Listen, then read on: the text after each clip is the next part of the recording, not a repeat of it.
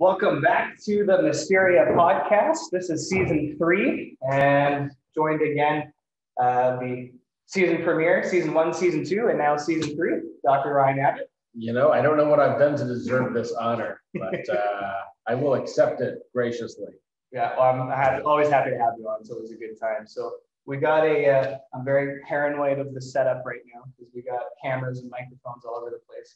You took the fuzzy thing off. I did. I figured we're far away enough from the pop filter, so we should be okay. I will limit the popping. That's right. So I don't know. I mean, I guess we can start with you. I think we should start with you. You got a page of questions to ask me. Apparently, it was essentially a completely blank page with a few carefully thought out blank notes of questions you might want to ask. But you know, you've hit your stride. You were very anxious in our first interview. You look like you've mellowed out. You've settled in. You've got famous or guests, but keep inviting me back for some reason. So, how goes the podcasting life?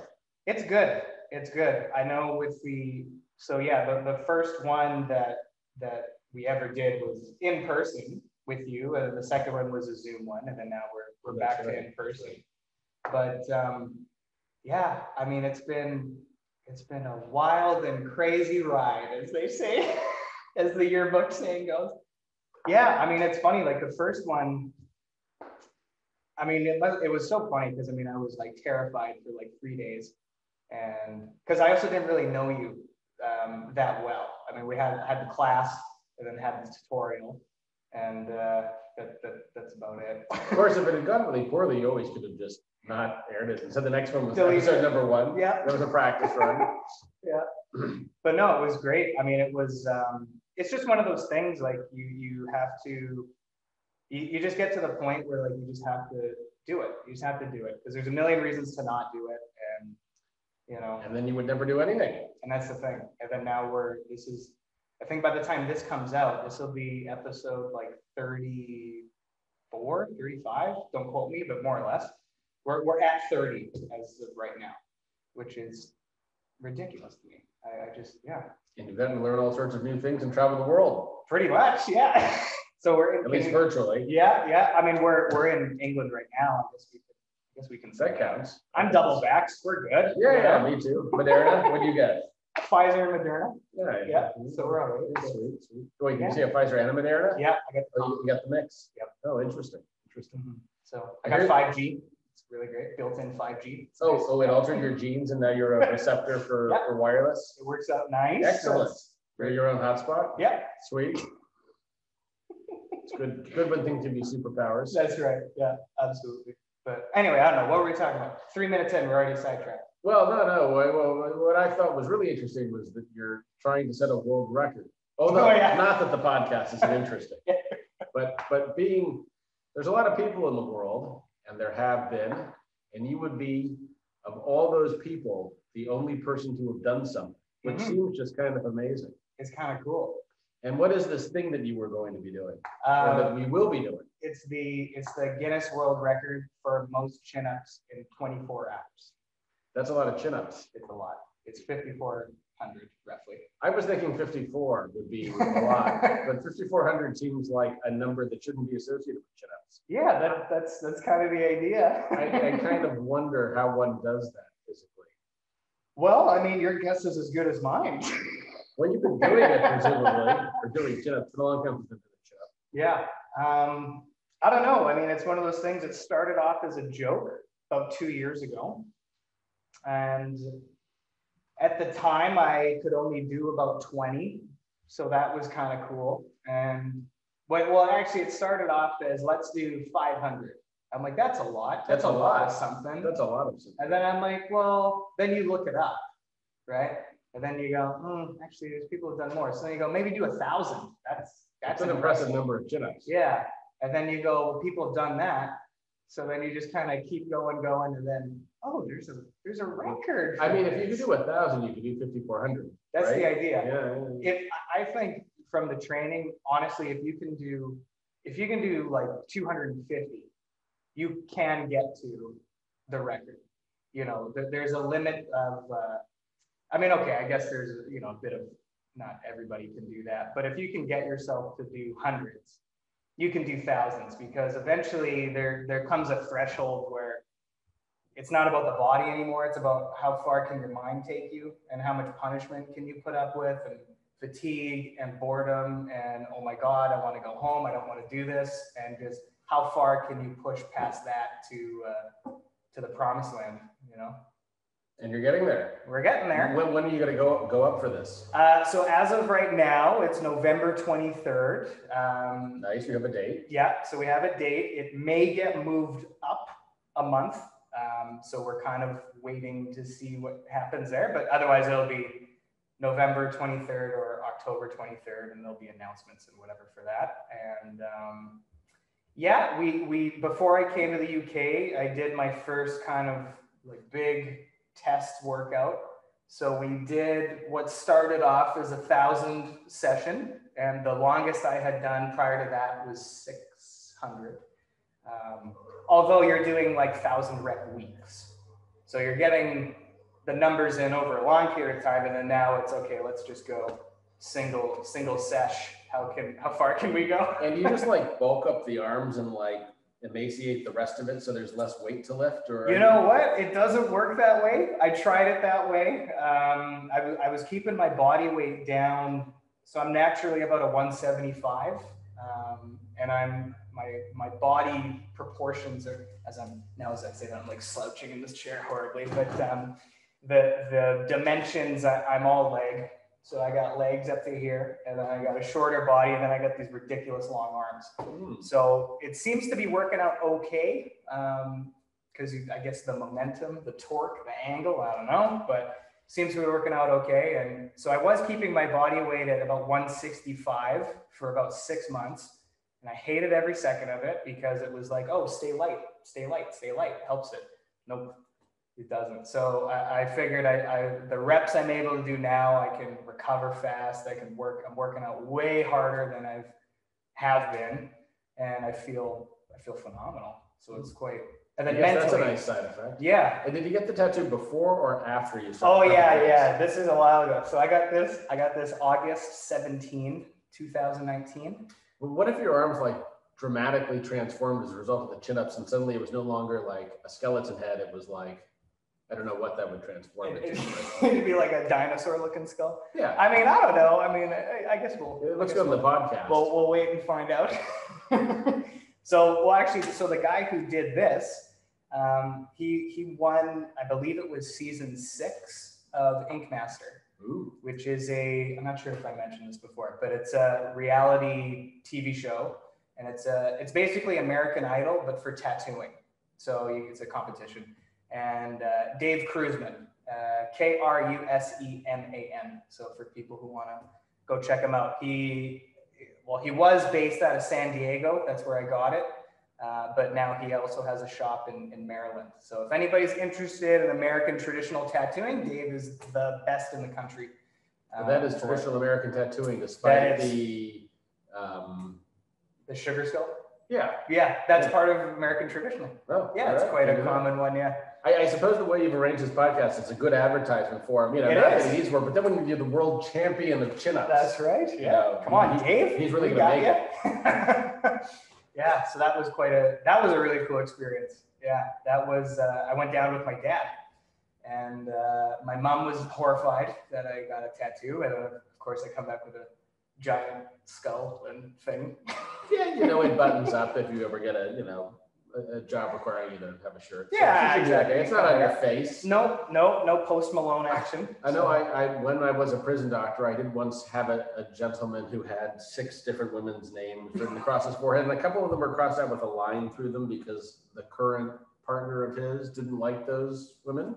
That makes sense. Yeah, no, it does. It does. They weren't. I mean, you could read the names; they just had a line through them, but it was clear that they were no longer.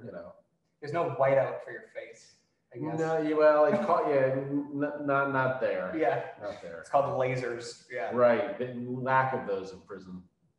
Yeah. Oh my God. And so in the first podcast, you talked about the prison doctor thing, I believe, a little bit. But for people who may be new, give a little refresher on that. How did you end up in the prison system for that?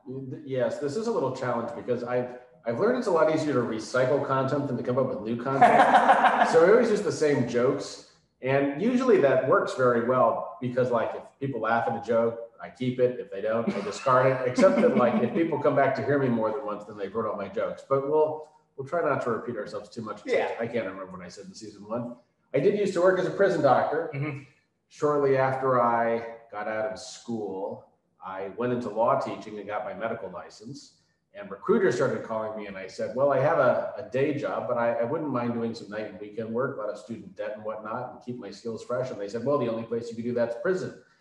And I said, well, I hadn't really given that much thought. And they said, well, it pays well, you make your own hours, and you don't have to be nice to your patients. And I said, but it was a wonderful job for the amount of time that I did it. I don't think it would have been a good permanent career choice for me, but it was very interesting. And I saw some cool stuff. And that was in California? That was in California. That was in McFarland, California, where Kevin Costner was filming at the time I was a prison doctor, a movie about coaching a bunch of students in high school to be track stars and to compete against better resource schools. Yeah, that's a really good way of putting it. I like that. Yeah, yeah, cover your bases. Yeah. No, I did that. And that so the reason I know you, I don't know if I said, but you were my professor. I was. Yeah. And here you are. Loving it. Yeah. Well, and it was funny too because we just had the graduation, we're the COVID year. Yes. So all of our crap got canceled. And but you were pretty much pieced a while ago because I had a class with you more than a year ago. Yeah, first semester. Was that? Wait. I think first semester of third year. Well, right, your first semester of your third year, but was that 2019 or 2020? 19. Right, that was a while ago. Yeah. Why are you graduating now? Well, they pushed it to, so I officially graduated then, but the ceremony is now we're doing it with the current year. Oh. Yes, so yeah. I graduated on time. Fair enough. Well, I guess I shouldn't have asked. Yeah, I did once. Yeah, anyway. I actually graduated too this year. I got my PhD. So we could have walked together, and I was giving you a hard time for not showing up to your graduation, but I didn't show up to mine either. And what was your PhD in? Law. Anything. So how does a PhD work? A PhD is like, do you have a particular research project, and then you do that? Like I should know that. I was in university, but yeah, you were. Yeah, you were. I don't know what goes into a PhD. But you basically described the whole thing. It's more or less what you'd expect. I mean, it's a little different in the States than it is here, but here, after undergraduate, you might do a master's. Most people do for a year or so. And during that time, you'd come up with like a research proposal. And then you'd apply into a PhD program and say, I want to study, the law of chin-ups. And if a school thought that was worthy and you were a good candidate, you have 3 years on average-ish kind of to do your dissertation. That's it. In the States, it's usually longer, but you take coursework and you do work for other people. But in England, you pretty much do your thing. And they have a scheme here where for faculty members, or staff members as they call them, if I'm on the staff and I do the equivalent of a dissertation, they just count it as a PhD. So I got my PhD by publication. Okay. Which meant I was easier. Right. And why do a PhD? Because you have some degrees. I do have some degrees. Well, why not? I was doing it anyway. Okay, fair. So was you always use more degrees. Was that PhD the Reasonable Robot? It was. Okay, it was. So actually, I didn't know that. Yeah, that book got his PhD thesis. That's pretty good. It is pretty good. Yeah. So for the listeners who have not heard the second episode. So the first episode was we talked about everything. We just talked about everything. And then the second one, because I guess that would have been about last year. It was probably about 20. Yeah, it was about 9 months after the first one. Yeah. Something like that. Less than a year. Almost a year, but less than a year. And then the second podcast was primarily we went through the book. So that was actually, I think that was my first time having an author on the show. Cool. I'm pretty sure. Because the next episode I had an author as well. I'm glad I could be the first. Yeah. I'm setting a lot of firsts here. There we go. So I'm pretty sure that worked out. But so the Reasonable Robot, and that was, you were supposed to have a book launch for that as well. I was. Probably like 3 times ago, I think. Yeah, it's been rescheduled at least 3 times, but first world problems. And it's coming in October. Yeah. In October now. And the book's going into Chinese and Portuguese. Wow. So it may be a foreign language launch or the 2nd edition at that point. Right. So that's exciting. I didn't know that. How does is there anything special that goes on with having a book being translated into different languages? Well, you have to find someone in a foreign country willing to publish the book in that language and willing to pay to translate it. Right. And I don't know, apparently I'm big in China and Brazil, where they like robots. And I was going to say, because I feel like I remember you saying, okay, one time after a lecture, so we're walking back home, and you're walking, you like catch up with us, and you're going past and carrying a suitcase or rolling a suitcase. Where are you going, Ryan? I'm going to Brazil for the weekend. I'll see you guys next week. Oh yeah, that seems vaguely familiar. I do like Brazil. Okay. Sadly, I may not get to go out there for a while because you're having a hard time, but Brazil's pretty awesome. Okay. And every once in a while, someone from a country I wouldn't think has read the book has been like, I read your book, and I'm like, cool. And the thing with AI, and I guess maybe you can kind of get into that a little bit more, which is that it seems like, so you got your education in the States, you've got an education in the UK.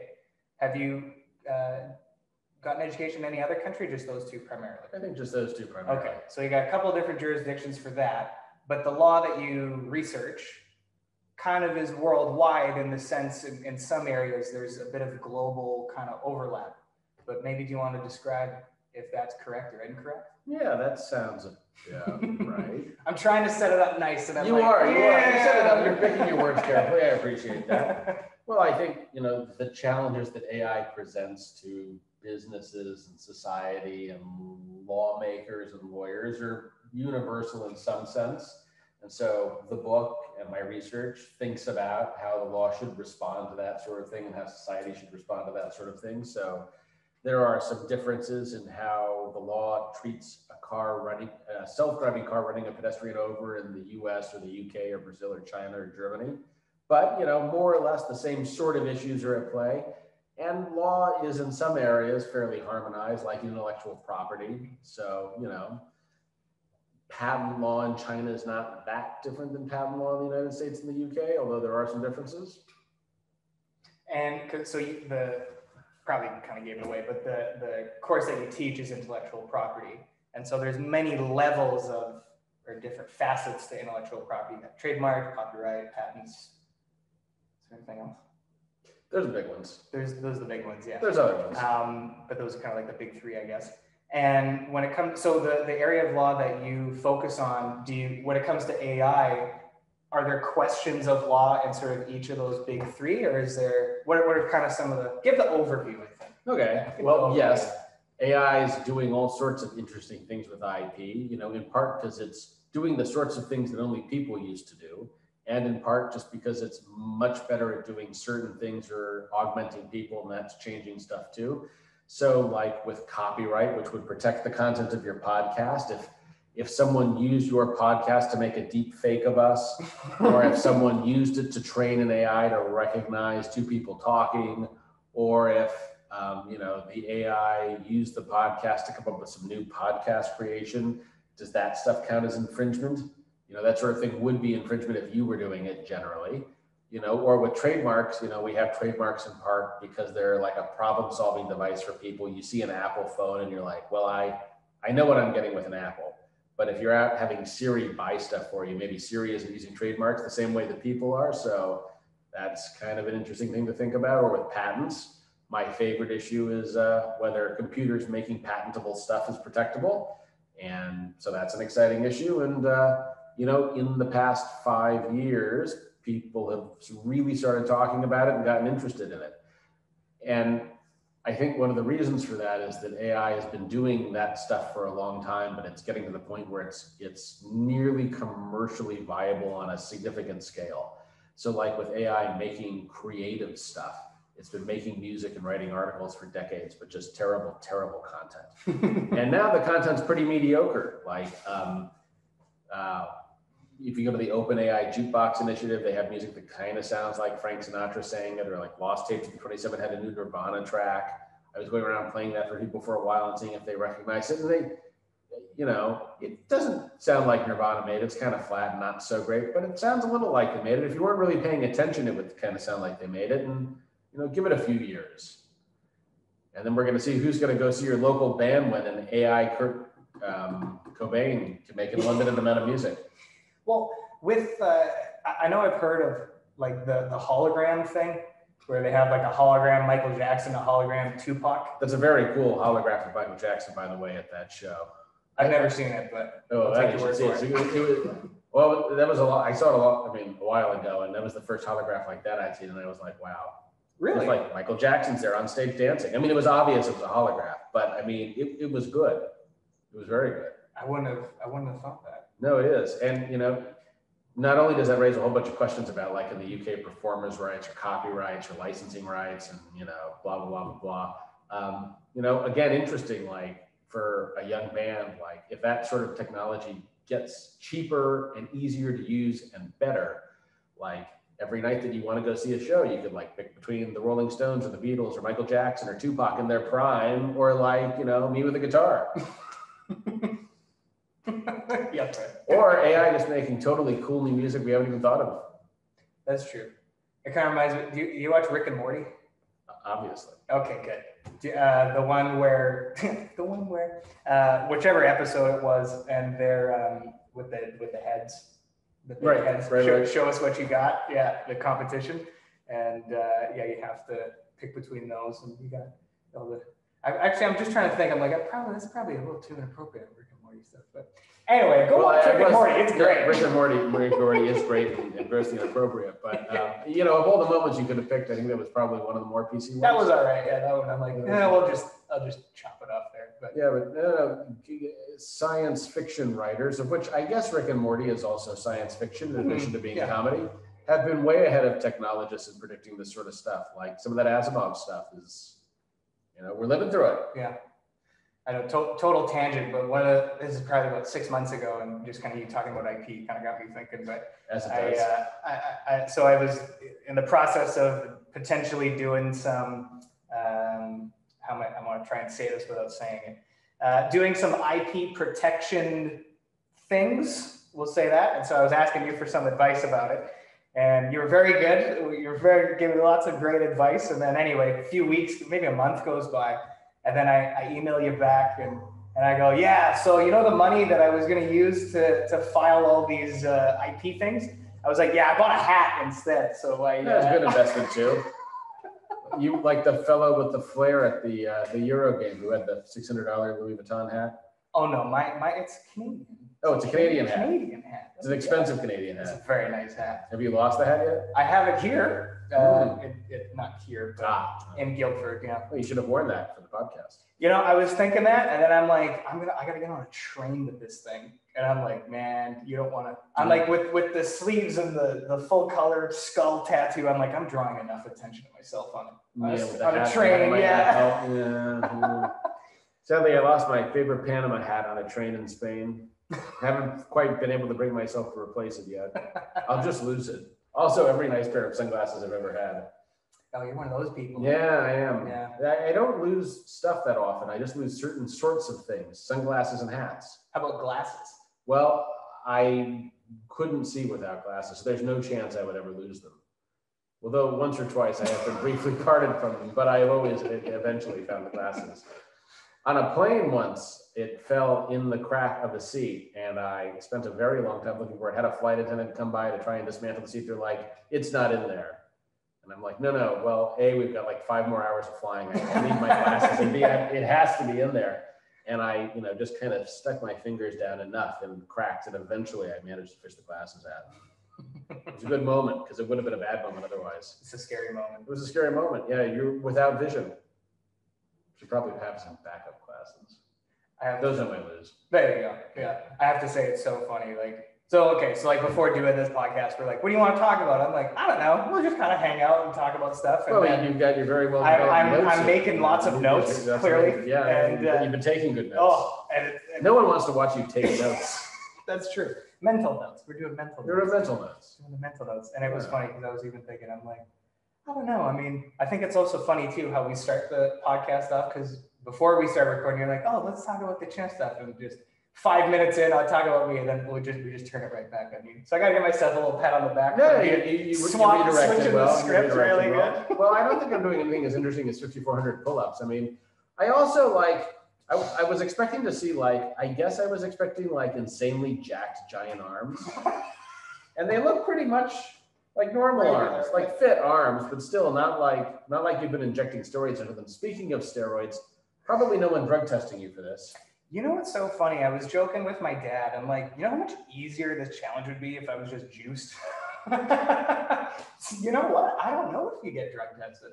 I'm not on anything. I'm just 25. So I guess that's the testosterone levels. That's what I'm riding on. But yeah, I don't know. I don't know. It may be in the records. Probably check those records out. Yeah. Just in case. You might be doing some herbal supplements, questionable herbal supplements. Yeah, you know, it's like the same stuff the UFC guys take. Yeah. You know, just that, that stuff's good. It's all legal. I'm sure it works. If it works for USC. Yeah. But I know, it's one of those things that it's funny too, like the since we're back on it, we'll talk about it. We're jumping all over the place, you know what this podcast is. Everyone else had like an agenda they were following while they're listening. And they're like, I was waiting to get to the where are we going? Yeah. I want to go back to prison. Go on. Well, they do a lot of chin-ups in prison. They have a lot of time. I would imagine. Yeah. That is a good, well, I always joke. I'm like, my workouts are prison workouts. They're very bare bone type workouts. Because like literally it's like weights, pull-ups, chin-ups, push-ups. It's all, the classic kind of prison yard stuff, but stuff's good for you. Apparently. Yeah. So it kind of works out well. But yeah, I know so with the, as we're recording this, it'll probably be, or as this is uploaded, the video probably will be out. But so I did a big workout, and we did a 1,275 workout, so chin-ups. And so the first 1,000 was body weight, and that was good. And then it was only supposed to be 1,000. And then the night before, I'm like, I got a couple ideas. And so I scared my producer because she was like, what the hell are you doing? So we finished the 1,000, and then we do 250, and we put a 25-pound vest on for the 250. And then we finished that, and then I put a 45 plate on for 25. And the reason I did that is because I'm going to be 25 years old when I break the record. So there's a little, we're calling it. We're calling it out. Like that. There you go. Yeah, so we're calling it out. Do you do these chin-ups in a gym or a public space, or you do it at kind of your house? The training, we luckily my parents are cool, and they let me build a second gym at the house. Second gym. We got a second gym. Yeah, so we cleared out. So we cleared out a storage room. It's a big, it's probably about as big as this room, to be honest with you. Maybe not that big, but this straight away, it's probably about as big as that. And that's like my chin up. That's my that's the dungeon. Dungeon. It's the dungeon. The shrine. Yeah. So we did that in there. And anyway, so with that big workout, so we filmed a couple videos. We'll film the whole thing, and then my very talented producer cut a couple videos for that. And so that will be released. We'll probably release it on the podcast Instagram, but I have 2 other Mysteria accounts, so maybe I'll plug those. So we got Mysteria Fitness. We have Mysteria Studio Sessions, which is a music channel that's coming soon. You have some AI music on that. Well, it's my music. It's me and another guy who's a much better guitar player than me. That's the guy you want to be in a band with. That's right. So we're going to be doing some music stuff, and that'll be up there. And then, of course, you got the Mysteria Podcast Instagram account. You're like a brand. We are, yeah. Is this the royal way? This is, it's like the royal way. Yeah. We're just doing it. Sweet. So it's nice, and that's why it's good to have an IP guy, so I can ask questions and then not listen and go buy fashion accessories instead. I think that's a better investment. I wish I'd seen the hat. I'll send you a picture. It is very nice. And so is the video of the produced video of you doing the pull-ups just kind of like you going like 1, 2? I don't know. actually. I mean, it's been a few weeks since I've seen it, but it looks, I mean, my producer's amazing. So it's a very cool looking video. So there's a lot of stuff going on. So even though most of the time it's the most boring physical activity. Because you described it as like boredom and prison. Yep. And I'm wondering if a video of you doing it is somehow more interesting than you doing it. It's, you know, it's like an Avengers movie, right? There's not a whole lot of substance, so it's all just quick shots and CGI. You know what I mean? Yeah, so, yeah. I gotta throw a dig a little bit. Can I say that? I can say that. Throwing what? Throwing a dig at the Avengers. I think you can say that. Why couldn't you say that? Yeah. Yeah. I'm not a Marvel guy. No. No. Oh, you mean can you be not a Marvel guy, or is this like an IP question? No, I just mean like, can I say something sucks without getting in trouble? Yeah, as long as you're not sponsoring you. There you go. Yeah. You have any big corporate sponsors yet? I just lost Marvel. Yeah, no, and damn it. They don't forget. Disney doesn't forget. That's Marcus. my note. Watch out for. Yeah, there goes Disney. Call Disney back. Might want to post that. Yeah. Well, you know, we're kind of getting to the point where, because I get asked that too all the time. Like, what are you doing with the podcast? That's a common one. That's always a really funny one because it kind of throws me off guard sometimes. Posting it?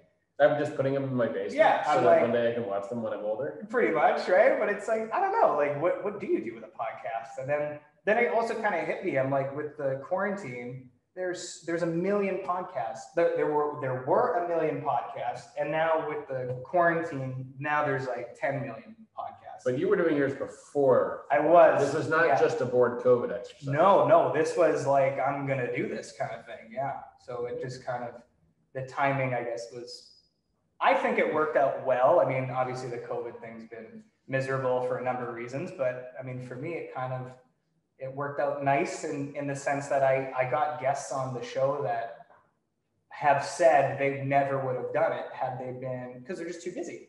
Yeah. So, yeah. And, you know, people run out of Netflix stuff to watch. They got to go podcast hunting. So more people are consuming content. You're making creative content in 3 channels. In 3 channels, and it's all different, which is nice. So, I'm busy.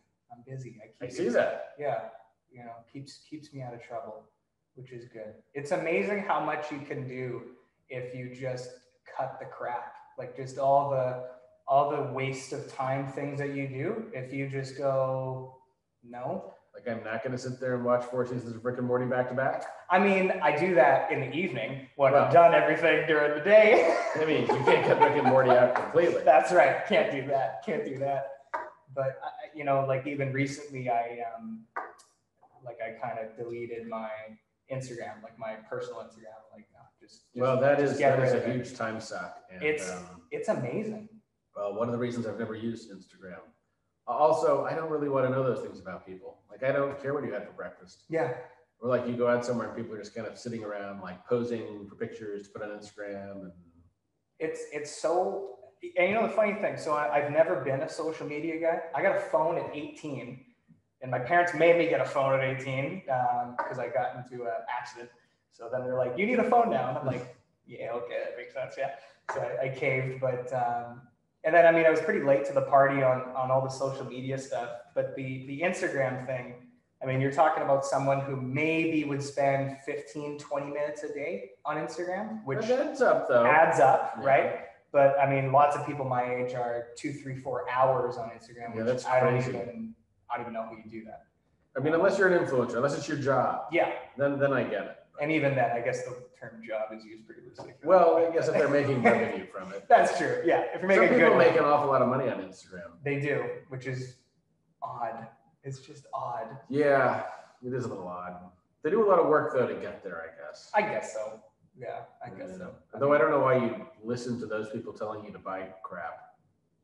I guess I'm just jealous. I'm just criticize people who are more famous than me. I'm definitely jealous. But then when I look at kind of how much work they had to do to get there, I don't think I have it in me to spend 4 hours on Instagram. No. If I knew there was the payoff at the end, it depends on how big the payoff was. But yeah, I don't think I could do that. Well, and the substance of your work too. It's like one of those things. Like when you're young, it's like, oh yeah, like I'm doing something, and then, but it's like when you're 40, are people like, did you really do anything to like benefit the world other than bikini pics by the pool? Like I guess it kind of gets to the point where it's like, I don't know, is that some of my bikini pics, I think, have lasting significance and impact, but But yes, I guess you wouldn't want to look back on your life and say like, I took some pictures in a swimsuit. Yeah. Seems like you can do more. I mean, not to disparage that. Right, or there's people a who are market for models, that. right? The world does need Yeah. models, but you know, like I have pictures on my Instagram. I don't know. I guess that's my point. I found my point. I guess Yeah, it's because exactly. everybody can be a model. And it's like, so Well- then it's like, because everybody has a phone, and then everybody thinks, oh, well, why can't I be a famous influencer? It's like, because you're not good at anything. That person's good at something, so they do it. Yeah. The filters can just make you good now. That's true. AI can make you good. Yeah, it can Right. make you good. Always goes back to Yeah. AI. So then does Instagram own the filtered photos then, because you're using their tools for your Yeah. that's a good question. It is a good question. Probably not. Probably not. Yeah. But maybe by contract they could do that.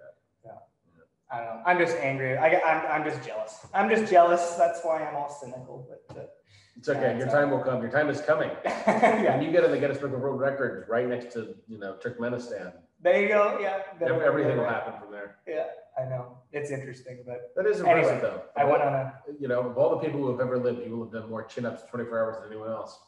and I will be awfully young as well for that. I would have thought that was a young man's game. No, Interesting. I'm pretty sure well, you can look it up right now. I mean, I can't remember, but he's British, the current guy. Have you met the current guy? You should have the current guy on the podcast. I was thinking after I smoke his record, then I'll maybe get him on the podcast. Well, now he's gonna listen to this first. Be like, so how does it feel? You know? Yeah. 5400 wasn't so bad at your age, Yeah, but he's in his 40s, and he just recently broke it. So I think he's about 42 or 43.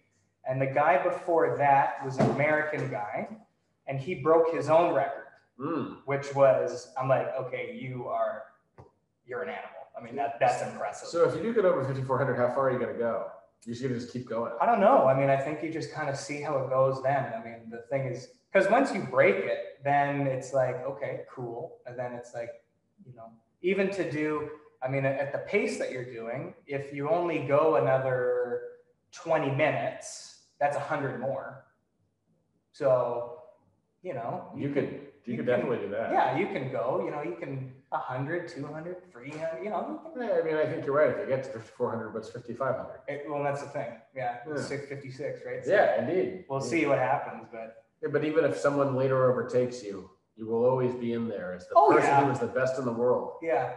And the thing that it's funny that you mentioned that, because I have considered actually getting some of those guys on the podcast, or getting maybe different physical, like same idea, but different records. Well, once you get in, you'll be like, I'm a fellow record holder. Yeah, that's the thing. We're all buddies. There are some records. I mean, most chin-ups is I think a pretty legitimate record, but I think there are some pretty weird records in the they're so frivolous. Yeah. Yes, frivolous ones. Yeah. Yes. What's the most frivolous one you've seen? Like the nail one, longest nails. You're like, you're just gross. That's not a record. I would not want that record. I would take the chin-up record. I would not want the nail record. No. Like, congratulations, you're the grossest person in the world. Pretty much, yeah. I'm sure there's got to be like longest unibrow and stuff. I'm sure. It's just so weird, some of this stuff.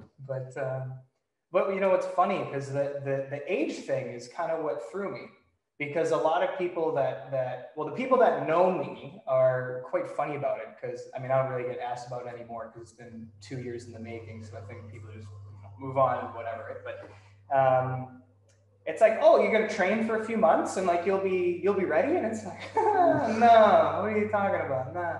It's like, but under the skin, where it otherwise looks pretty normal, like some disturbing thing has happened to your muscle fibers in there, that they have like become fibers of steel and death. Yeah. But it's just like, have you developed any other kind of super strengths as a result of this? Like, if you punch something now, would you like punch through a wall? Or does it literally only work for a motion like this? My grip strength is pretty weird, so it's pretty freaky. Let's see the grip strength. How's that? Is that as hard as you can go? Not really, but okay, go hard. Come on. It was pretty impressive. You were like ramping up. Come on, harder. You can do it, Marcus. I'm scared. Do it harder. Come on. Yeah. Wait, this is about it. Now I'm self-conscious. I can't do it. But yeah, it felt like you were holding yourself back. But I guess it did occur to me, you might actually, Herbie, come on, man up, dude. But now I'm tired. Come on. Oh, you're tired from that? All right, we're gonna do this.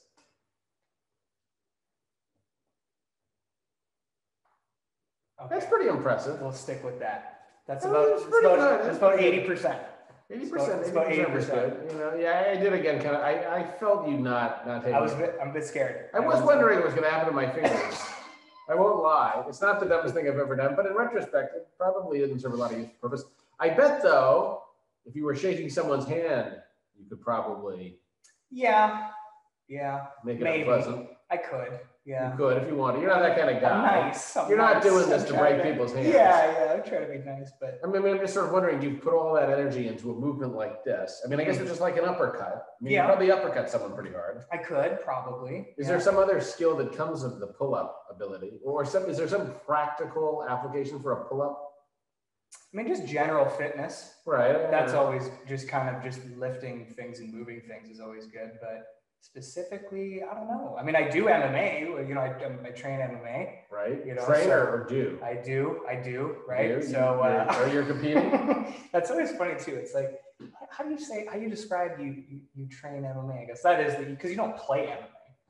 You play hockey. You don't play MMA. Well, you train MMA. I used to do kendo, and they would say play kendo, which I always thought was a little weird. But that is weird. I guess the reason they did that was to distinguish it from the actual fighting. When right. people used to seriously do kendo, it was we're either going to fight to the death or we're going to play kendo, which they took very seriously, but didn't involve the killing of each other. There you go. Usually. So that's all right. Just stop. Just right. short. Yeah. Yeah. So you do MMA. Yeah, I mean, I would distinguish between training for MMA, which people do for fitness, and like doing MMA as a sparring fighting thingy with fighting. I like saying I do MMA because it sounds grammatically incorrect, and it kind of makes me chuckle inside because it's such a clunky way of saying do MMA. I was going to say it was actually a pretty succinct, an elegant way of saying it. Yeah, I do MMA. I do. Like it's simple. Yeah, that's true. Omit needless words. Yeah, I feel that. Yeah, that's good. Yeah. I was going to say something earlier, then we went down the tangent. Oh yeah, the age thing. The age thing, right? It psyched you out that you're 20 years younger than these other guys. Yeah, which I would think would just be helpful. Right, and I think that's the funny thing with that. When I get asked that is like, what's your theory on the age difference? Because that's dramatic. Like we're talking 20-ish years. That's a pretty and at least 3 guys back, which would be. I think so as far as I know, it was the American guy, and then he broke his own record, and then now the British guy. And the second record stuck for a while. So that was a few years, I think, and he had that one. So I guess we're talking 3 record holders in 6 or 7 years. Let's say 2 record holders, because the guy beating his own record, I think he's still just 1 record holder. Fair enough, yeah. So 2 guys, and I think it was about 7 years, 7-8 years.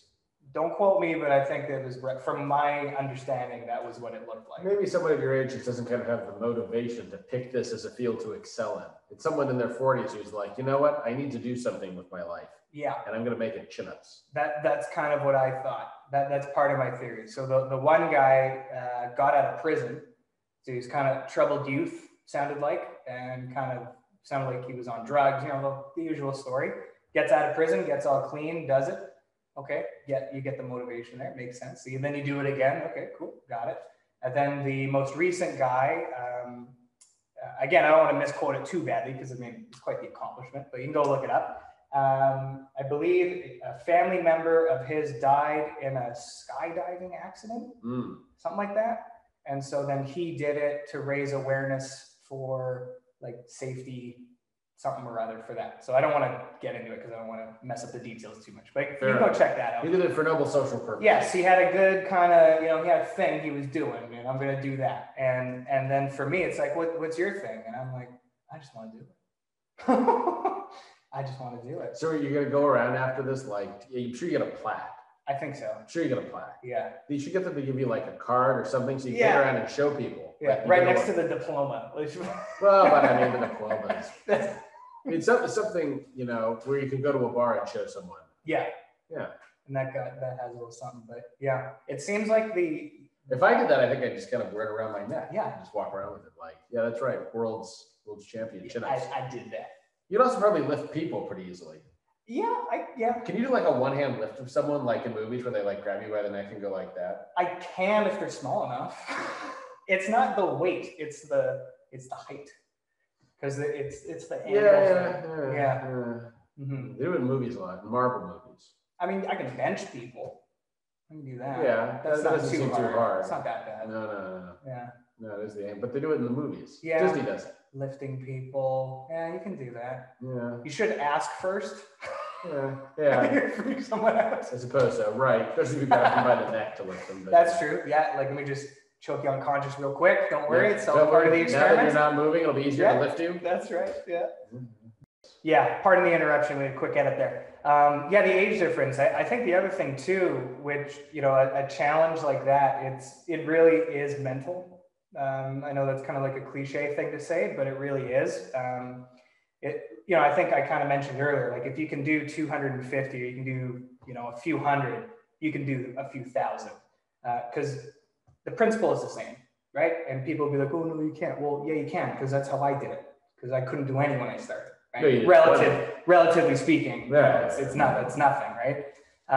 But it's just, you'd be amazed what you can do if you just are determined to make mistakes and train hard and fail a lot of times. And, if you're just willing to push and push and push and push, you may not get a record, but in my case, I will. But you may get, you're not going to win every single time. But if you keep going long enough, you'll get there. And you're doing that in several areas, including, I was going to say business. Well, the podcast is a business. That's business. It's a creative business. It is. It is. I mean, you're applying that same mindset to making creative content. Mm-hmm. I wonder if you took all the hours you put into the chin-ups, and I do like the chin-ups as a goal. I mean, there's a lot of things you could have done, and you chose the chin-ups. Mm-hmm. And it came at a pretty big price.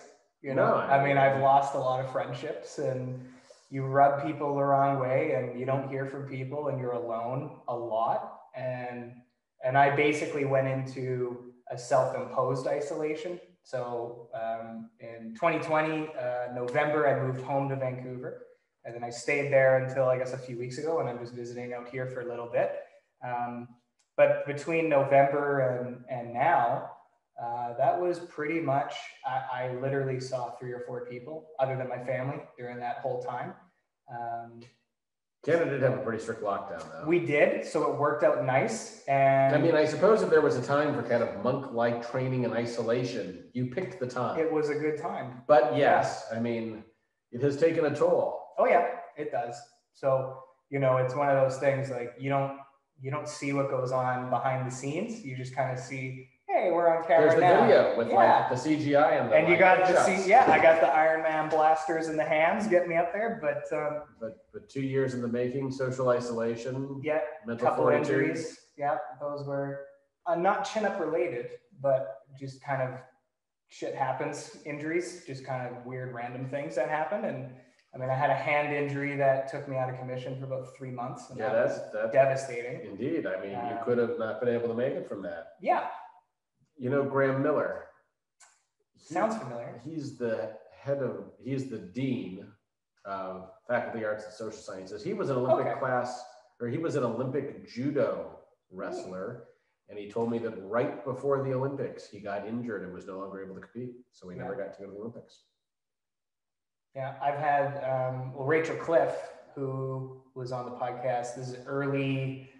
I changed the episode order, so I'm not sure. She was the 13th episode, which now is season 2, early season 2. But Rachel Cliff. It should be 1 if you're going into episode 30 and we're anyway, go on. Yeah, it's the order got all messed up. But anyway, so she had a similar story, which was a Canadian track runner from Vancouver, and just misses the cut for the Olympics, and shit happens, and that's why I say, you can work for your goal and then you can get there, and it says no thanks and spits you back out, and you're kind of screwed. And what do you do? But luckily for me, I don't have to rely on anybody. I don't have to rely on an Olympic committee or, it's just, you have to just rely me. On the Guinness. Well, yeah, that is true. That is true. Mm-hmm. Although you do have to avoid severely injuring your hand. Yeah, which probably isn't going to happen. But Right. Yeah, that's okay. Well, it was a good thing you didn't join the football going-ons in London then. Yeah, exactly. Get in a fight with someone. Yeah. Well done. Restraining yourself. That's right. Yeah, I actually went to a concert on that Sunday with right. the guest, Dave Bucket Cola. And did people show up despite the match? Yeah, it was outside, which was nice, and people did show up. Yeah, it was a really nice, great band, the Jones Gang. People check them out, great band. And Dave's an unbelievable guitar player, so it's always exciting to see a guy. Yeah, it's inspiring. Yeah, some guys they're so good. Like I think the one guy who always makes me question being picking up a guitar is always Joe Bonamassa, because you go see him and he's just so good, and then it's like, oh, I will never be as good as that guy. See, that would be like me doing chin-ups and being like, you know what, I'm never going to get to Marcus levels because it would take too much. But it's good to know that at this stage in my life, that on age, I am not precluded from attempting the world record. That's true. If I had made different life choices, I could take 2 years and self-isolate and really work on the chin-ups. You could do it. I could do it. Yeah. Could do it. But it's like anything. It's like, I think for me too, I was a very late bloomer in life, I think, just generally speaking. You're still pretty young. Yes, but I think, like academically, I mean, I did well, but not as good as I could have, because and that's with everything. That's just like in life in general. It's just like it took a little while for me to kind of figure it out. And that's then, okay. Yeah, and it's all right. I mean, it's not like it's not like you ruined anything. Like, it's just like, you didn't, you're not in prison. You didn't kill anyone. No, you're only 26. 25. See, there you go. Just turned 25. Didn't take you that long to figure it out. No. But it always amazes me, to kind of see I mean, that's a dangerous game, comparing yourself to other people, but, just as an observational thing, not comparing, but just observing. It always amazes me, like certain people who, maybe academically are just, because, I mean, you're a professor, so you know who those kids are. And for me, my peers, it's like to watch them just like crush it. But you're seeing one facet. And just because they're great academically doesn't mean, maybe they're not as great athletically. If you put that chin-up effort into your Surrey education, I'm sure you'd have had a first. Yeah. And I mean, I did in that third year. Oh, there you go. And don't they not even count your first year? No, they don't. Yeah. Which is crazy. Yeah. Except it starts you with bad habits because you're like, no one's counting this year, so I'm just going to not work that hard. And that is not a good system.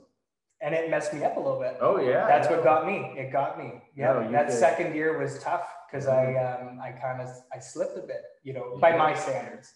I slipped a bit because you develop these habits in second year or in first year, right? But and universities are all in a downward race in that direction. We're going to make it as least taxing as possible on you. And I don't know it does you any favors, but. Well, and for I know for there's a number of Canadian listeners, so just kind of to clarify that. So the 3-year degree, first year has no bearing on, so you take 8 courses, they have no effect on your final grade. So you can basically just pass, bare minimum pass through the whole thing, and you just get a free shot. Yep. And then second year is like 35%, I think. Is it 35 or 30? I don't know. Something like, it's more or less. So your third year gets most of the way. It is, yeah. I think it's like 60 or 65, something like that. Interesting. Yeah. So the average of your 8 classes in second year attributes, we'll say 35. So you can check that, 35%. And then you got a first in the most important year, but you just got a 2-1 because you didn't quite get that second. Yeah. So, you kind of, you're just hanging on there. But yeah, it is odd. Like, I don't really understand the mentality behind that. Because I mean, for you, that's why we'll tell a good story. For the you may or may not remember, but almost certainly not. Probably not. But it's like a Q&A for the finals, the summative. So we do a Q&A with the lecturers like a month before the finals or something. That disastrous idea. And anyway, you go and you ask at the time it's 4, and you ask your 4 lecturers basically, you can ask them any stupid ass question about the finals, and you kind of answer them. And I remember with the group of us, and we're all laughing because it's like you were the only American on the panel at the time for that semester. And actually, no, that's not true. There was a couple other ones, but the only one I had. And I was laughing, and I'm like, what are you going to ask this guy? Because you went to University in the States. That's a lot more hard knocks than like, could you imagine going to Harvard or UCLA and being like, hey, can you just quickly tell me what's going to be on the final? And then they tell you? Yeah, like, it's pretty amazing. It's pretty amazing. It's no, they're not going to tell you. Study is what you do. Well, I mean, it is right. They would, but so we've got this thing called NSS score, which you will have heard of, right? And this is student satisfaction, and it in large part determines the ranking of the university in the UK and the funding they get. And well, I mean, the funding's a little more complicated, but let's just say the ranking. Several rankings are pretty much just student satisfaction scores, and university administrators care about nothing as much as their rankings and their money. But it's clear that if you want people to like something, you make it easier, and you make it easier. Yeah. Right. And much. so this does, people don't like being challenged, and it's made things easier. And, even in the 5 years I've been here, it's gone easier. Right? Like PowerPoints are online, the lectures are streamed online. You never have to come into class. You never have to answer a question. You don't even have to have your screen on. You don't have to do any reading. I mean, frankly, you could just show up and wing my final and I think get a first if you read the old finals, looked at the answers to that. And, mine's one of the harder ones. So yeah, but I'm an old crotchety professor, so. Which confused me because to my credit, I got my best grade, I think, was your class. Oh, nice. I think in third year, yeah. Well done. Was a good one. Well done. Yeah. And that was the funny thing too. It was like everybody came out of that exam going, holy shit. And I came out going like, what did you think was going to be on the exam? Like it was. Because I told everyone it would be like my last exams, and they're all posted online. Yeah. Everyone asked me every class was going to be on the exam. And it's like, well, there's a copyright question. And maybe a passing off and a patent. Yeah. And a trademark question. No, it's not that. Because I think it's what, 6 questions in total? There are a number of students there every year who I realize by the final haven't done any reading. Yeah. And they will come to class, but they won't. They'll be like on Bumble or Hinge or whatever. Or like Discord now. Yeah. Which is, I guess, fine, but I don't even know why they bother to come. Anyway. I know. It's just one of those things. Yeah. Crotchety old me. Making it easier for students, but I don't ever. I just don't understand why you would want to do that, because you're not really preparing. You're not preparing nobody for adversity by making it easy for them in that level. Not like you have to make it insurmountably hard. Right, not that it has to be chin-up level, but I mean, if you take your chin-up fortitude and you apply it to another area, think how successful you're going to be. It's going to be crazy successful. It's going to be crazy successful. Not that many people can muster that much focus and fortitude. And, it took time. Oh, yeah. For me, like when I started, I wasn't great. That's the thing. Like, I think the nice thing is from like doing a real deep dive on psychology and sports psychology and performance, it applies everywhere. I applied it academically. I've applied it in my personal life. It works everywhere. It's theoretical. These are transferable skill sets. Exactly. So you just kind of have to look at it in that way, which is, I think, kind of the only way to look at it, because it's really beneficial and practical. And when you're starting your own business, which this being yours, I mean, no one else is going to do this for you. So and it's not like you can get a job working at Sainsbury's and just slide by. So it's just kind of what do you want to aim for, and then what are you willing to do to get there? Because if you've never achieved at a particular level, but you want to, so your target is high, you have to do things that you've never done before to get there. Yes, we've all had to do dark things to get where we are today. You almost crushed my fingers. But you wouldn't quite go there. No, not yet. No. But someday, when it's the difference between the title, you're gonna, Oh yeah, I'll break them right off. That's right. Well, I suppose if he was squeezing that hard and twisted, nothing good would have happened. So, that's fair. That's fair. Yeah. But that part always gets me. It's interesting. Like it's like, how do you do it? Well, I don't know. Are you willing to stay up late and to do things when you don't want to? Are you willing to wake up early? Are you willing to do things? Most of the workouts I do, I don't want to do. Well, yes. Who would want to do that? No one. No one. I don't. But it's the same thing. You want to pick up that book. Well, okay, you got an exam coming up. Well, what are you going to do? You want to do well. Okay, well, you kind of have to pick up the book and read it and engage in it. And yes. You can't be passive. You actually have to participate. And You know, the most interesting thing is applying the lessons personally with like relationships. That's always very interesting because it's way more finesse when it comes to dealing with other people. Because the thing with other people is that you kind of have to adjust to them too. So if someone, you know, family or friends or whoever, you know, maybe the direct approach may not be the best approach with them, but for you on your own, it's extremely efficient. So that's been a bit of a learning curve too. Well, maybe less of a learning curve if you picked a team-based sport. That's true. Because then you would have had to work in those interpersonal dynamics. That's true. Yeah. Yeah. I have done, I mean, I've played, well, not lately because of COVID, but hockey has always been soccer and hockey, then I still play. But the thing with that is I don't know how good of a teammate I am. I always kind of question that because I'm very intense for the group. Right. I tend to rub people the wrong way. Well, you'd have to be in like, well, right. That sort of attitude would work in a professional team. That's right. Right. Yeah, I'd fit right in with them. Right. Yeah. Right. At least mentally, but hopefully. But yeah, I know. But when it comes to performance, it's just a matter of, well, and I mean, you would know. I mean, you've had quite the academic career. I mean, it's not like your book, the most recent one, I mean, that was a tremendous amount of work. I mean, the book was a lot of work. You understand that? Yeah. There was a lot. It was about 2 years too. Mm-hmm. Yeah. And sacrifices. Had 2 kids during the time. Just play with the kid or work on the book. A little of both that in there. So let me ask you, because I always get asked this too. How do you do the balance, the work-life balance? Oh, terrible. Yeah. I have a terrible work-life balance. I just work all the time. Yeah. And I haven't exercised in years. But one day. Yeah. Well, also vicariously. I'm just kind of getting buffer sitting next to you. Yeah, it's hard with 2 small children. They're very time intensive. When they get a little bigger, they get less time intensive. Yeah. Yeah, that night was also funny that we had that because people were drinking and one of the other lecturers came up to me and there was a picture of me at my book launch. Did you go to my book? No, not my book launch, my inaugural lecture. Did you go to that? I did not. Okay. I think that might have been in first year for me. It might have been in your first year. Yeah. I found out after.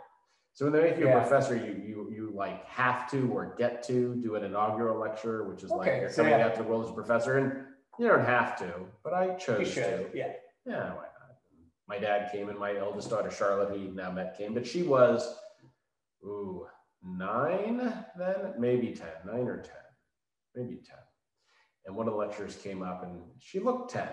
She's like, can I ask you a question? And I'm like, okay. She's like, is that your wife? She pointed at my 10-year-old daughter who looked like a 10-year-old daughter.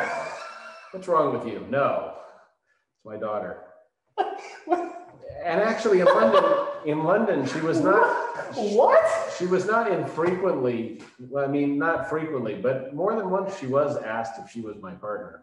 That is so weird. It's pretty weird. That is so weird. It's pretty weird. Oh my. You can tell my colleague had obviously been thinking about this for a long time, but was like waiting to ask the question. I'm going to ask this. Now that I've had enough to drink and he's had something to drink, I'm finally going to pop this question. Yeah, it was pretty weird. You know, it always gets me with that. Can't you tell by body language? Can you tell? You can kind of tell if someone is in a relationship with someone by watching them for long enough, can't you? Well, everyone in the picture was just standing next to each other. I mean, but if you're thinking about it for a while, wouldn't you be like, particularly in England, people are a little less affectionate with body language here. I mean, yeah, not as snugly as Canadians and Americans. Yeah, that was weird. That just popped in there. What do you do as a dad? What do you do to that? You're just like, what? Like, no, that was just damn weird. You just sort of let it go, kind of thing? I mean, what else was I gonna do about it? But I said it was damn weird. And multiple things? Yeah. So when you go out with your wife, do they ask you if that's your daughter? Well, you'd think. Is that the logic? Is that how that works? Well, I was thinking that actually I made a dinner reservation for our anniversary and I canceled it because she ended up having a conflict. But I was thinking of bringing my daughter because I had a reservation and I was thinking they would probably think it's her anniversary here, which is still weird. But I don't know. What else can I say about that? weird. That's a good would you rather question. Would you rather people mistake your daughter for your wife or your wife for your daughter? I think they're both equally uncomfortable. No one has ever mistaken my wife for my daughter, but they have mistaken her and her eldest daughter for sisters. And my wife and her mother as sisters. That's not too bad. That's not too bad. That's all right. They have good genetics. Yeah, that's more of a compliment. That's more of a compliment, but it was a legitimate question. Yeah. And that was that Q&A night. That was a Q&A night. Oh, that's funny, man. That was my friend group. We still talk about that night. It Why? was hilarious. What was hilarious? Because we were just making fun of all the stupid questions people were asking. People were literally asking what question will be on the exam. And they ask that because there's people who tell them. So I don't blame the students. But it's like, even ask that. Can't you just be like, no? Well, that's what I said. Just like, even if you want, we all want to know. Would I like to know what's on the exam? Yeah, sure. But am I going to ask it? No, people ask it all the time. And in the days leading up to the final. And no matter how many times I tell people I'm not going to answer that question, they just keep asking that question. Yeah, no. And that's a new thing. It's kind of going in that direction. Yeah, it's getting much, much, much worse. Is that other institutions too? Like not just because, I think probably so. We complain about this a lot. And one of my colleagues who taught undergrads at an Ivy League school said, oh, it's like that there too. Parents will call me. Oh my God, yeah. what? Yeah, college. Parents will call in Parents college. will call with complaints about grades. Yeah, that doesn't work, but they will do it. If my parents did that, you'd never see me again. I'd be so embarrassed. I would never set foot in that classroom ever again. Yeah. But my parents wouldn't do that because they're not nuts. Yeah. They're normal human beings. Yeah. That is, I'm actually really shocked at that. I never would have guessed that. I was surprised to hear that too a little bit, I mean, not that surprised. And, I don't feel like it has been, but it has been a lot. I mean, it's been 20 years since I was there. So, I guess things change. If you tried that with one of your professors, what would they do? Oh, back then? Oh, yeah, they would have blown it off. The same thing I do. Yeah. But, it's challenging because for people who need promotions, like complaints about people can be used against them. So they're in a weird place when, some students are pretty aggressive about it. Some students have figured out who needs a promotion and who doesn't, and who might be vulnerable to a complaint and who wouldn't. And administrators sometimes are looking for excuses to give people a hard time. So, you have to be careful about upsetting students if you're not a professor. That seems like that's just bullshit to me. Yeah, it is. Straight up. Plus, they pay, if you're not a professor, they don't pay you that much. Right. And if you're not like a professor track person, they really don't pay you that much. Mm-hmm. Now, in the UK, I probably should know this, but I don't, tenure. They don't have tenure. Margaret Thatcher's government did away with it. Okay, so what's the deal with that? You basically still have tenure. They just don't call it tenure. Okay, it's kind of like unwritten rule sort of thing? You have a permanent contract and it's very hard to get rid of you. Oh, even harder than it is, I am told, in the States. Sorry, harder here than in the Harder here than in the States. Okay. Pretty hard in the States too, though. That's interesting then, yeah. Yeah. Canada, yeah, I don't know. I mean, it's probably kind of like somewhere in between, I guess. I mean, I wouldn't really know, but yeah, that's really odd. That's one of those things that puts you in a tough bind. Right, for sure. In a tough bind, yeah. It's almost enough to make you not want to do the whole enterprise. But I mean, what's the other alternative? Get a real job? Yeah. I mean, that doesn't sound good. Yeah, that's true. That's true. Yeah, I know that kind of, that idea with asking that. I don't know. I just don't even understand it's also just kind of poor form, even if you might get the answer out of someone. Yeah. Like it seems a little embarrassing to be like, can you just tell me what's on the exam? Because I don't want to bother to study for it. It's incredibly embarrassing. The materials. Yeah, that's awful. I can't even imagine. Like, I figure if I asked that and then you walk away, I'd be like, my prof thinks I'm an absolute dummy. Like, I mean, you've really cut the swearing down on the podcast. Shit. Oh no, they're on to me. Yeah. No, we there's just a bunch of swears on that page. I know. I'm writing down. It's just very aggressive, like getting all my anger out. I'll put another bullet down for someone else. Right. Also getting you out of the Disney good graces. Yeah. Yeah, that's true. So I don't know. What else do you want to talk about? I'm going for a little bit. Yeah. I don't know. Well, we haven't talked about my AI case. Oh yeah, that's right. Yeah, you did mention that. Yeah. So new case, old case, Old what case, stage? old case. Well, the case has been going on for a while, so I mean, your people who've heard this before may be bored, but we'll just bore them. AI makes an invention. Of course, that's kind of a loaded term. There were people involved in it, but no one who traditionally qualifies as an inventor. Not clear whether that sort of thing can get a patent or not, because historically only people have been inventors, and you need to have an inventor, maybe, probably, and then who would own the thing? On the other hand, like, we're getting AI to make music that's going to be good soon. And do we want that sort of thing to have copyright protection, or should anyone just be able to use it once it's been released?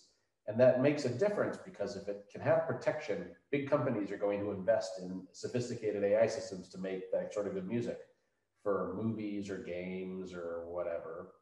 You know, so likewise with inventive machines, if we want, you know, Siemens and Novartis and Google and IBM to make inventive machines that can cure COVID and do all sorts of stuff, you know, do we want to encourage that, or do we not want to? And so we filed the first 2 patent applications for patents made by a machine invention, or made by, you know, inventions made by a machine. And these patents have been rejected from the US, the UK, Europe, Germany, and Australia right now. And we are, but, you know, that was patent offices, and all of these cases are in court right now. And one of the reasons I'm in London is to advocate at the Court of Appeals later this month to explain why it is we should get a patent. But I think that we will get patents this year somewhere. And I think that the tide may change on this. Well, in a worst case scenario, it has been successful at kind of raising a conversation about AI's impact on the law and what we need to be doing. And maybe some of it's open for lawmakers to change. But I do think some jurisdictions have laws that are more flexible to this. So I will be, in part, responsible for the first patent granted to someone for an invention made by an AI, hopefully, which is not quite as impressive as your Guinness World Record thing, but it is a world's first. It's pretty cool. It's pretty cool. It is a footnote now in patent textbooks, you know, like, oh, and then there's this thing. Well, that's pretty cool, actually. You know? That's not bad. Yeah, I've made one of my IP lectures about it, because, you know, IP. Yeah. Yeah. And so are there, so obviously, I mean, I guess you kind of said it, but this is, how we say, what's the term? Escaping me. It's escaping you? Yeah, it's the first of its kind. It is the first of its kind. It's definitely the first of its kind. There's a legal word for that. I'm forgetting that. I'm forgetting the vocabulary. Maybe precedent? I guess so, maybe. Yeah, there's no precedent for this. There is no precedent for there this. We go. I guess that's fine. That's right. Yeah. Right? Or it's nuts. Yeah, so I gave Well, it to you. You gave it to me. Yeah, I gave it to you too. Like with COVID. Yeah. Now I've really forgotten what I was talking about.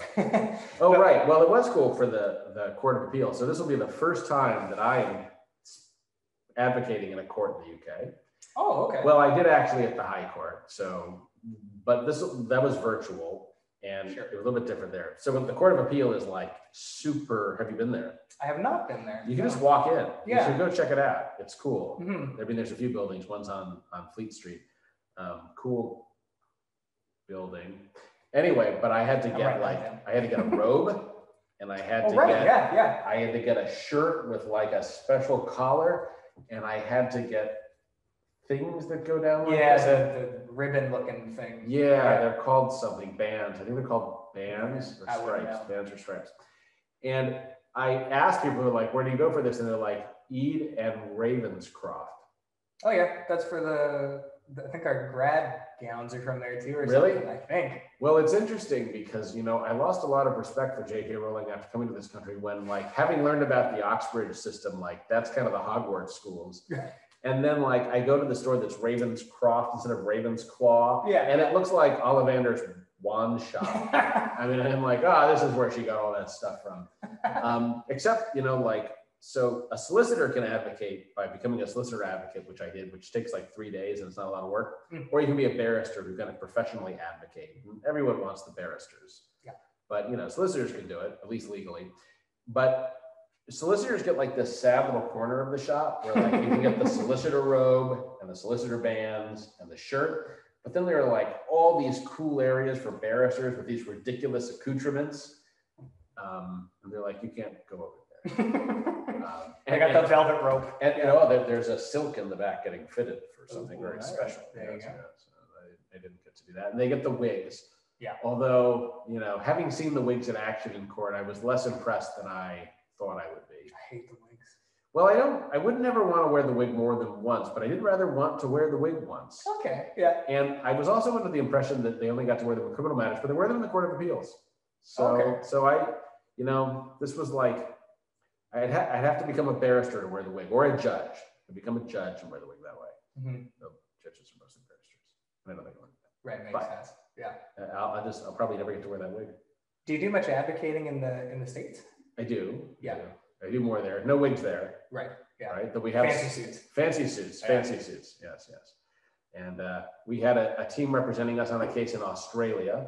This was a big law firm which got a QC, which is like a senior barrister to represent us. And in reading their pleadings and in watching their advocacy, I'm like, those people are all much better than I am at doing this.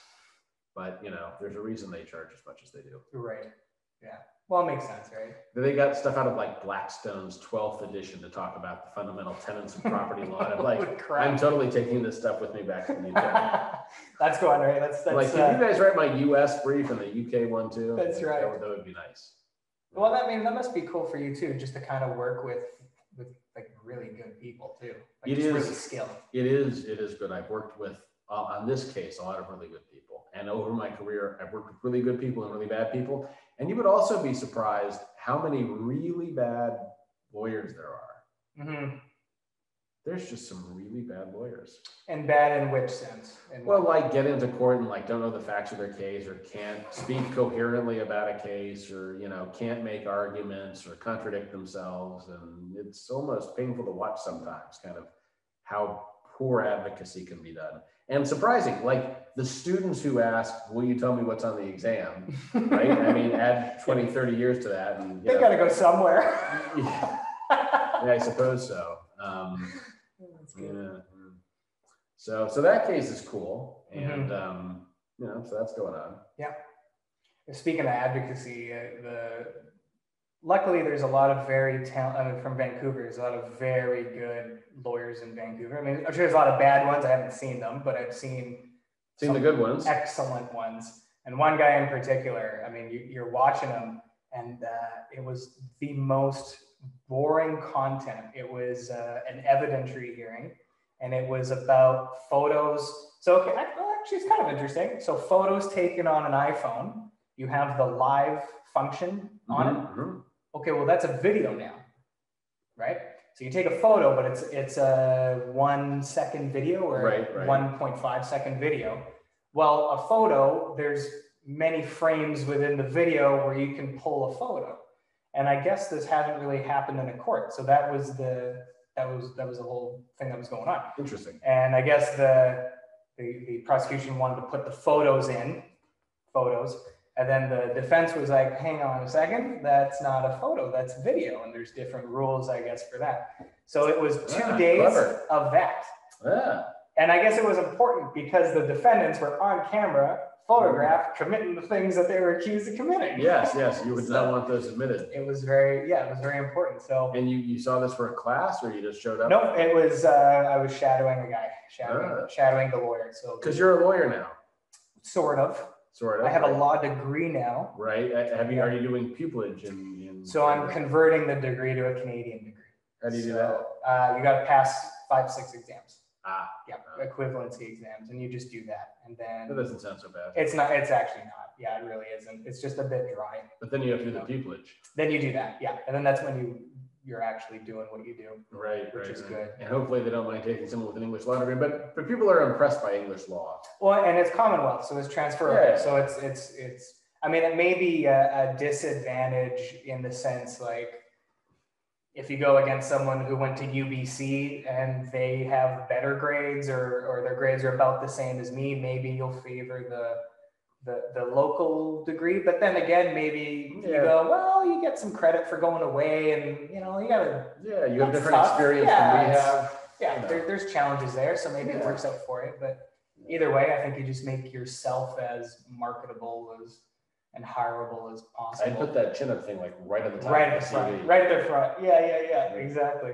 But anyway, with that guy, so it was like 2 days of that, 2 full days. And this is like, I am that. going to do that for a job. It was unbelievable. Better. So I mean, I don't like Suits. I've never really found that show that appealing, but everybody raves about how good it is. This guy makes, like, you could have filmed this guy and put him on a Netflix show and it would have been unbelievable. It'd be Nice. better than anything you could watch. Nice. So he's very impressive. It's scary, you know. And all right, you're gonna have to introduce me to that guy. That's right. Yeah. I didn't like Suits because it was so preposterously inaccurate. It's so. I just couldn't watch it. It's so crazy. Whereas when I watched Grey's Anatomy, it was so. I watched like the first episode, and I'm like, that's exactly what it's like, except everyone's better looking. And as a result, why would I want to watch that? Because it was bad enough doing it, and there it is being done. Yeah. Well, did you ever hear of a TV show called Boston Legal? I've heard of Boston Legal. This was an older show. Yeah, so that'd be kind of, I mean, that was like early 2000s, I guess, at this point. Yeah, that sounds about right. Yeah, so I did never watch that, but I'm aware of it. It's very good. And anyway, that was the show that I'm like, oh, that's what I'm going to do. I'm going to do that. Yeah. So James Spader's character, Alan Shore, is the lawyer, and I'm like, I want to be him.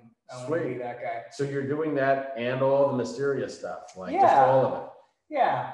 So, I mean, you're kind of plugging away and, you know, hopefully something's interesting. I mean, I think with the podcast too, it's nice because, you know, I always get the question too. It's like, you know, what's the theme of your podcast or whatever? And I'm like, theme? I'm like, I don't know. People who are like way smarter than me and I get to talk to them. That's pretty much the idea. An exploration of life. Pretty much.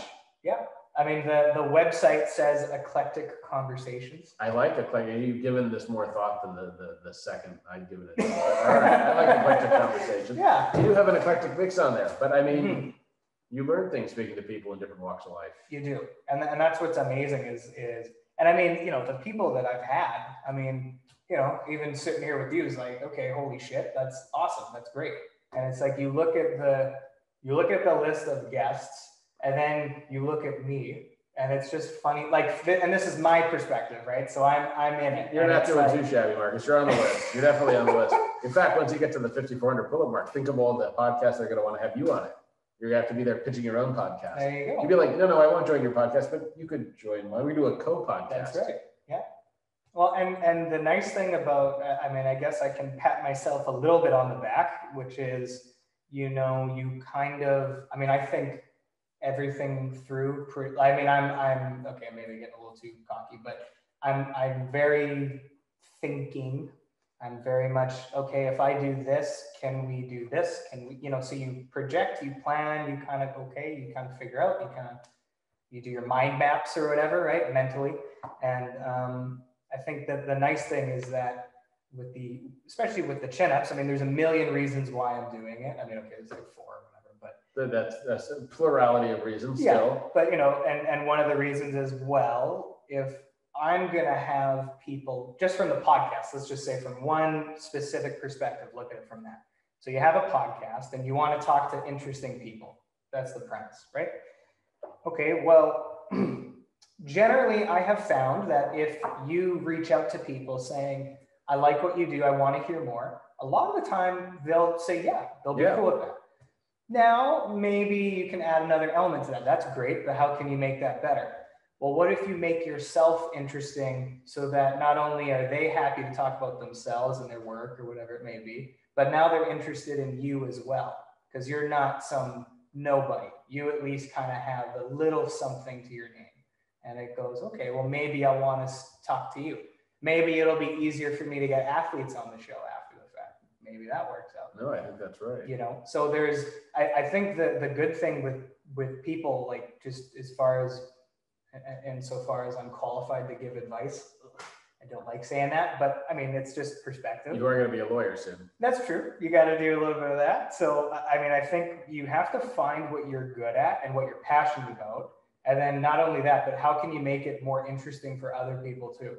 Because if that's your goal, if your goal is to kind of do something in the public sphere, whatever that is very, very broad, you know, you want to make yourself as interesting as possible. And so why not do that? That's a good unintended consequence of that. Now, for me doing the chin-up thing, it's, you know. Now you've almost talked me into doing some chin-ups here. But it have to be a very serious number of chin-ups. I'm getting you there. I'm inching you towards it. But, you know, why not? Why not do that? You know? I mean, I think it's also maybe a little bit unfair to expect people to just come for their own reason. I think it's good to be like, well, hey, maybe I can offer you a little something too. I mean, that's always, you get the reciprocity going, and that's a nice little touch too, which people tend to respond positively to. And so, I don't know. I too have found, well, I think that's all right. And also have found that, you know, even high profile people often respond and, you know, are willing to engage with you if you ask the right way. Yeah, definitely. And I mean, and even with this, I mean, I've been very, I mean, with one guest in particular, I mean, with Paul Guerin, I can say him, I had him on. Paul Guerin, who's a guitarist for the Choir Boys, a great, one of my favorite bands ever. Nice. And he was a cold message. Nice. He was a cold message. And then the funny thing, and then it took like 8 months to get him on the show. But you got him. Which actually, perseverance, you know, happens all the time. That happens all the time. But it takes like 8 months? Takes many months. People are busy. People are busy. And also it's kind of like, well, you know, you kind of, if you're, and I think it's reasonable, if you're expecting people to take time out of their day to, you know, hang out with you. You gotta work to their schedule. Yeah, you have to adjust it to theirs. And so there's been many times where it's like, holy shit, we're doing, you know, crazy adjustments on the fly and in order to accommodate. But I mean, nothing to complain about. It's just, you know, just things that you would never expect, skills you would never expect to need. And then you get into a particular area, then it's like, oh, look, I gotta do this and I gotta do that. And so it really pushes you. It's exciting. It's always exciting. So there's always new things to do and new things to work with. I mean, even coming here, I had to come to your place. That's right. Never done that before. Worked out fine. Worked out good, you know. But I've never had to do that before. And it's like, you're like, I feel a little uncomfortable going over there. I may never come out. I've got a buddy system. You know, my mom's gonna call in 2.5 hours if I don't pick up. You know? Yeah, so that works out okay. But I don't know. I mean, I guess we've got maybe 5 minutes, but anything you want to touch on? Is there anything of interest to you? This was fast. That went very quick. I say that every time. I know. I figure. Is there some guest you're like, wow, I can't believe it's only been 2 hours? No. Not that you'd say that. Not that I would say it, but I don't think so. I've been very fortunate. Actually, no, that's true. That's false. I re-recorded with him. I won't say who he was, but I re-recorded with him because the first one didn't go so well. But it wasn't because of him. It was more because of me. Because he was more of a reserved guest, and I wasn't expecting that because that was one of the first dozen that I did. And so I didn't quite figure out how to adjust my approach to the guest. Right, I know who you're talking about now. But it's all right, if you thought long and hard about the event you remembered, you would too. So we'll both remain silent with attorney-client confidentiality. Yeah. So that was interesting too. But I mean, learning to manage different personalities, like your team sport and your relationship building. Yeah. Because I mean, if I had a guy like me on the podcast, I know how to. Yeah. It'd be super easy. If everyone was like you, life would be super easy. So easy. Right? So easy. I would know exactly how to respond to you. Yeah. Why are people different? Yeah. Yeah. Way to make it hard, people. But it's a good skill to have, just because when you meet people in everyday life, you have to adjust adjust in the sense that you don't want to be something you're not. It's not about being fake or being deceitful, but if you want to build rapport with people, you kind of have to, you got to meet them. You have to meet them, and you may have to go more than halfway, but either way, you know, you got to make a movement from your post to theirs. Indeed. Which is an interesting, it's difficult in a way, but then it's a confidence thing, I think once you're comfortable with who you are, then it's like, okay, I know if anything goes south, I can always just default to like my approach, and I know how I am, and okay, you can be courteous enough and neutral enough, and usually that's enough to kind of pull people out of their shell a bit. But you know, it's a good skill nonetheless. But I don't know. I don't know if any of this is helpful to anybody. Well, if it wasn't, they wouldn't be listening. I guess so. So if they're hanging I guess so. They're sitting there taking rapid notes because they're like, you know, by the time they hear this, you will have been the 5,400 pull-up champion, and people will be like, I want to know how he did that. Yeah, I suppose that's true. So, I mean, this will be out in, where are we now? We're in July. We are in July. We're in July. So this will be August at some point. But we'll be building up to the date. We'll be 23rd of November. 23rd of November, and we're gonna do like a stream, and well, we're gonna try to do a stream. I don't, you know, there's a lot of, the difficult thing with that is because I can't really focus on anything other than what I'm doing in the moment, because I think that's right. Yeah, I think you that's have right. to. You could have someone kind of taking care of that stuff in the back. Yeah. If you had a team, we have a talented producer, you said. I do, and I work her so hard.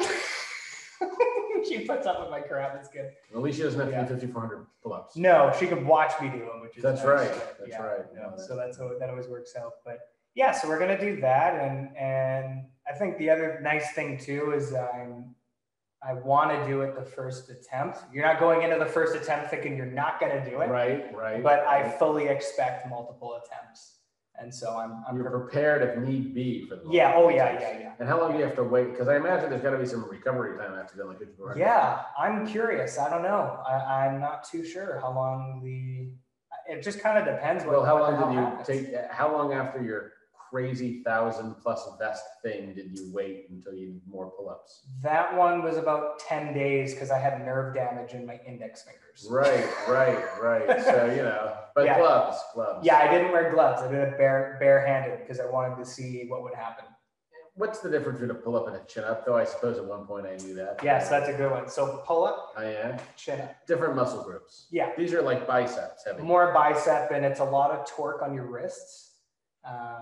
From the pulling and the grip, it tends to put a lot of pressure on your wrist, which is tough for me because I have a wrist injury that haven't been able to shake for a while, but that's just the way it goes at a certain point. Well, Tom Brady did okay with an injury of late. Yes, so, we were talking about that. Mr. Mr. MCL tear. Yeah, so we did that, and then actually, I don't know if I told you about. Oh no, I did tell you at the time, but I'll remind you. So in March, I did the Goggins 4x4x48. Right. Yeah. So I did that with shin splints and strained big toes.